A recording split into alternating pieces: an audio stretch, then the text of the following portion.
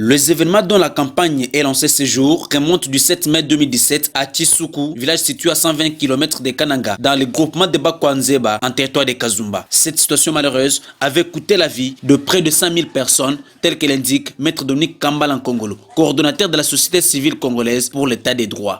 Les forces de défense et de sécurité, transportées dans 4 Kamaz et dans une Jeep, sont arrivées aux environs de 12 heures au marché de Tshisoukou. Ils ont essuyé une résistance et une attaque de la milice pendant que les paisibles citoyens exerçaient leurs activités commerciales au marché.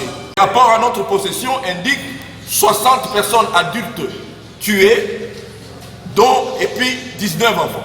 Dominique Kambala déplore cependant les conditions dans lesquelles on a placé les 10 restes des corps exhumés des fosses communes autour du marché Tshisoukou. Dans cette opération d'exhumation, on a récupéré 10 corps, dont 8 corps d'adultes et 2 corps d'enfants. Ces corps ont été acheminés ici à Kananga et entreposés au niveau de l'hôpital Bobozo. La place des morts, ce n'est pas l'hôpital général. La place des morts, c'est au cimetière. Les morts, il faut les pleurer. Encore que ce sont des victimes innocentes.